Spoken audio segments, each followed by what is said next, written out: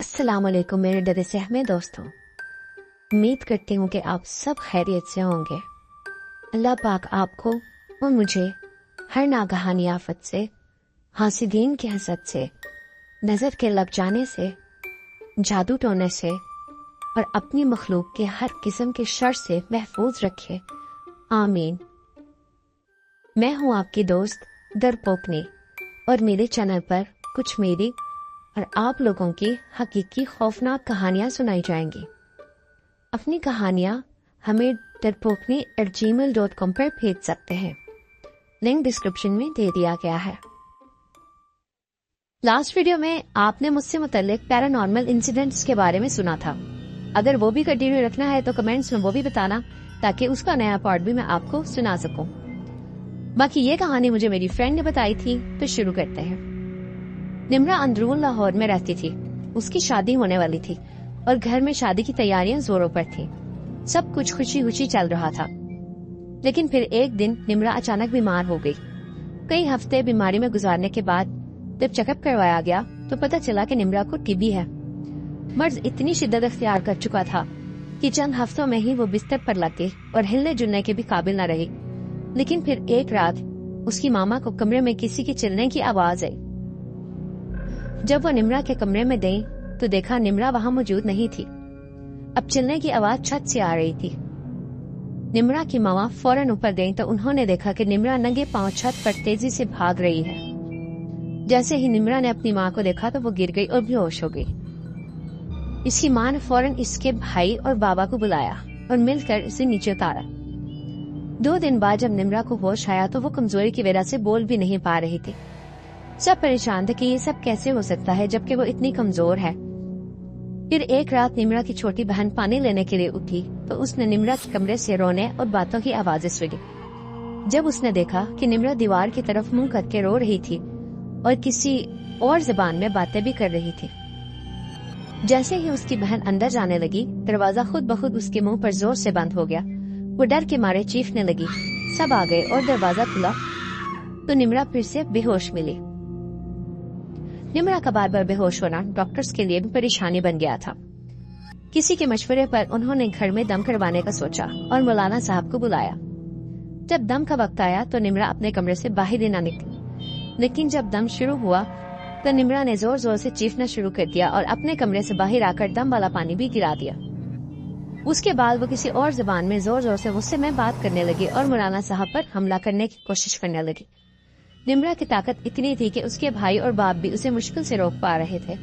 उसकी आंखें उलट गईं, सफेद पड़ गईं, चेहरा बिगड़ने लगा और आवाज भी मर्दाना हो गई। फिर अचानक वो जमीन पर गिर गई और दोबारा से बेहोश हो गई। मौलाना साहब ने एक बड़े आलिम का नंबर दिया और खुद वहाँ से चले गए। जब बड़े आलिम को बुलाया गया तो उनके आते ही निम्रा 2 जानों बैठ गई और जोर जोर से हंसने लगी। वो ताली बजाती और बैठे बैठे छलांग लगाकर छत को भी हाथ लगाती। यह सब इसने 3-4 बार किया। मौलाना साहब ने पढ़ाई शुरू की और इससे उसका नाम पूछा।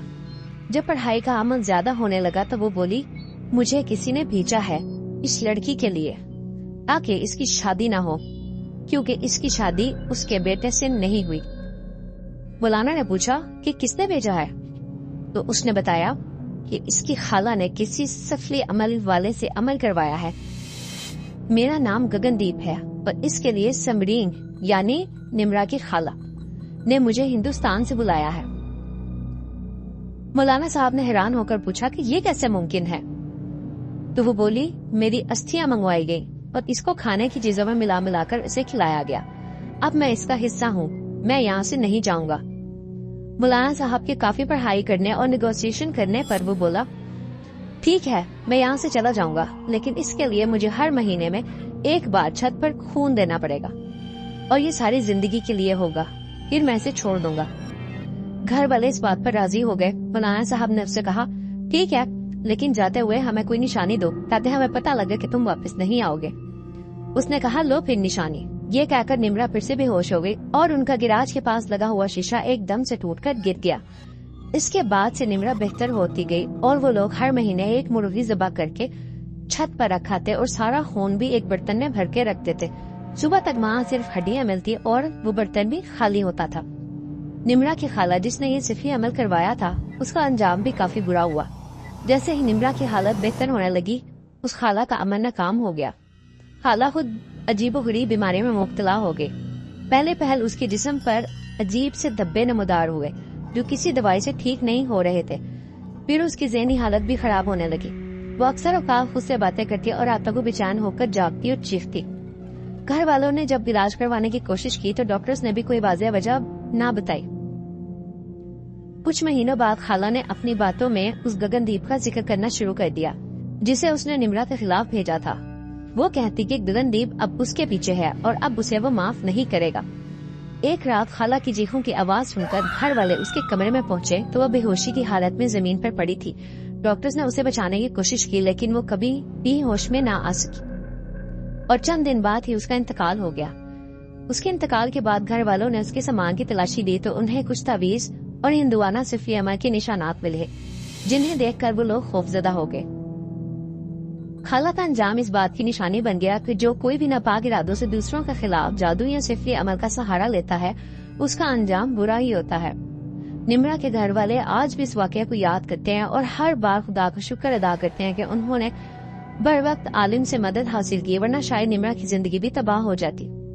یہ ایک سچا واقعہ ہے جو میری دوست کے جاننے والوں میں ہوا تھا، اس لیے لوگوں کے نام اور جگہ تبدیل کر دی گئی ہیں۔